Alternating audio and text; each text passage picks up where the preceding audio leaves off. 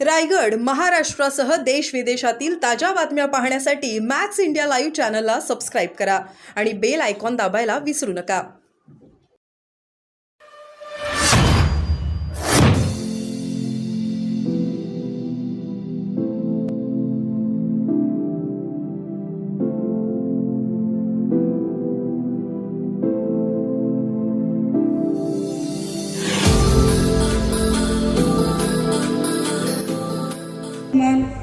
अरे तुम जब 45 पैसे के हिसाब से मैसेज भेज रहे हो ना, तब वो बेचारा अपने खून पसीने की कमाई खा रहा है.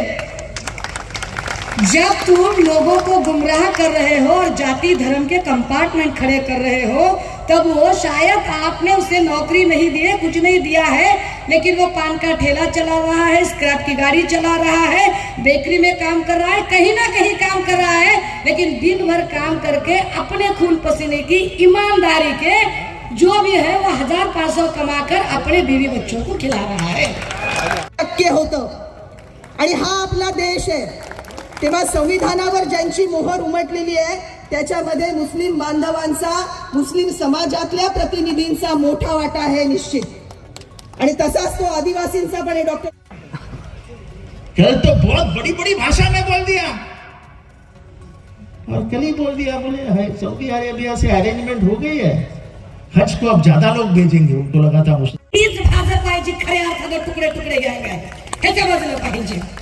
भाजपाने सगळे प्रयत्न केले राजे हो. आधी त्यांनी हिंदू आणि मुस्लिमांचं पोलरायझेशन करायचा प्रयत्न केला, पण मला आनंद आहे आणि अभिमान आहे की तमाम मुस्लिम भावंडांनी कमालीचा संयम दाखवला आणि त्यांच्या चिथावणीला अजिबात बळी पडले नाही आणि एकही दंगल या महाराष्ट्रात त्यांनी होऊ दिले नाही. राणे राणा कंबोज सारखी त्यांची बार्गिंग ब्रिगेड बोलत राहिले, पण तरीही आम्ही संयम हरवला नाही. मग ते आमच्या देशभक्तीवर प्रश्न विचारायला लागले. बोले हम मुसलमानों का विरोध क्यों कर रहे हैं? तो बोले ये तो संविधान विरोधी लोग हैं, ये देश विरोधी लोग हैं, ये देशद्रोही लोग हैं. क्यों? तो बोलते वंदे मातरम नहीं बोल रहे हैं. अरे दादा, वंदे मातरम म्हणायचं म्हणजे काय? माझ्या आईवर माझं प्रेम आहे सांगायचं ना. फर्ज कीजिए, मान लीजिए कि हम रास्तों से जा रहे हैं, गुजर रहे हैं, मेरे साथ मेरी माँ है. किसी ने पूछा कि आपकी माँ से मोहब्बत है? तो उसको बताने के लिए, उसको साबित करने के लिए क्या मैं बीच चौराहे चिल्ला चिल्ला कर बोलूं कि हाँ मुझे अपनी माँ से मोहब्बत है, आई लव यू मम्मा, मैं तुमसे बेइंतहा मोहब्बत करती हूँ, बताने की जरूरत है? अरे मोहब्बत दिलों का एहसास है जो जताया और बताया नहीं जाता, वो बस महसूस किया जाता है. जो लोग मुसलमानों की वतन परस्ती पर शक करते हैं, उन भाजपाइयों को और उनके भक्तुल्लों को पता चले ये वो मुसलमान भाई है जो दिन में 5 बार इस वतन की मिट्टी को चूमते हैं.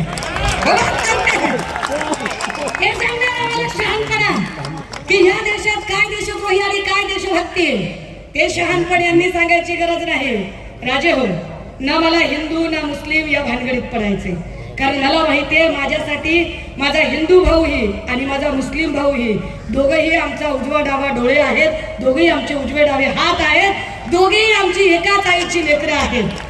पण ही तुकडे तुकडे गँग, ही भाजपा जाणीवपूर्वक पोलरायझेशन करायचा प्रयत्न करते, कारण यांच्याकडे उत्तर नाहीये. यांच्याकडे कुठल्याच प्रश्नाचं उत्तर नाहीये की या देशातल्या महागाईचं काय, इथे काय इतकी महागाई वाढते, या महागाईवरती काय बोलायचं. मगाशी काहीतरी राशनचा विषय झाला. एकीकडे मोदींनी सांगायचं की ते विश्वगुरु आहेत. अरे विश्वगुरु असणारा देश का स्वतःची भाकरी स्वतः कमवून खाऊ शकत नाही?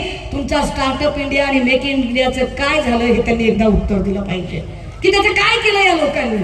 का ते प्रश्न आमचे सुटलेले नाहीत? का महिला सुरक्षेवर अजूनही बोललं जात नाही? जे मोदीजी किंवा त्यांचे भक्तुल्ले इथे काही गोष्टी बोलतात ते मणिपूर आणि बिल्किस बानोवरती अजिबात तोंड का उघडत नाही? का त्यांना ते महत्वाचं वाटत नाही? आमच्यासाठी ही लढाई फक्त खासदारांचे नंबर वाढवण्यासाठीची लढाई नाही. आमच्यासाठी ही लढाई महिलांना सुरक्षा देण्यासाठी महत्वाची आहे. सगळ्याच धर्माच्या लोकांना एक अत्यंत सुरक्षित जीवनमान देण्यासाठीची महत्वाची आहे. आमच्यासाठीची ही लढाई शेतमालाला योग्य भाव देण्यासाठीची आहे. ज्या पद्धतीने आंबा, काजू किंवा एकूण फळ असतील आणि त्या फळांच्या आयात निर्यातीची चुकीची धोरणं असतील, या धोरणांमुळे इथल्या शेतकऱ्यांचं होणारं नुकसान हे नुकसान वाचवायचं असेल तर शेतकऱ्यांच्या हिताचे निर्णय राबवले गेले पाहिजेत. म्हणून आमच्यासाठी ही लढाई जास्त महत्वाची आहे. आणि अगदी त्याच वेळेला आमच्यासाठी ही लढाई का महत्वाची आहे तर ज्या ज्या लोकांनी ज्या ठिकाणी ते वाढले, ज्या ठिकाणी ते उभे राहिले, म्हणजे तटकरे असतील किंवा अजून कोणी असतील, या लोकांवर विश्वास का ठेवतील बरं लोक? म्हणजे कालपर्यंत कधी जयंतभाईंना विरोध करायचा, जेव्हा लक्षात येतं की आता आपल्या पायाखालची जमीन सरकते, मग लगेच भाई भाई करत भाईंच्या पाया पडत यायचं, पायाशी लोटांगण घ्यायचं.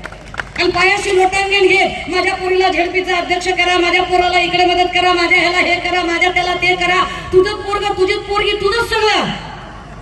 हा म्हणजे एकट्याचीच उंच उंच माडी, एकट्याच्याच घरात, एकट्याच्याच घरासमोर लांब लचक गाडी, एकट्याच्याच बायकोला सिल्कची साडी, एकट्याच्याच घरी कॅल्क्युलेटरचा फ्रीज, एकट्याच्याच घरी डायनिंग टेबल, एकट्यालाच साजूक पुरणपोळी, साजूक तूप, घटविद्या दूध, दुधावर साय. आणि रायगडकरांचं काय? म्हणून बदल गरजेचा आहे. एक खासदारकीची सीट म्हणून नाही, कारण आम्हाला खात्री आहे अनंतराव गीते काका यांच्यावर कुणी भ्रष्टाचाराचा आरोप करू शकत नाही.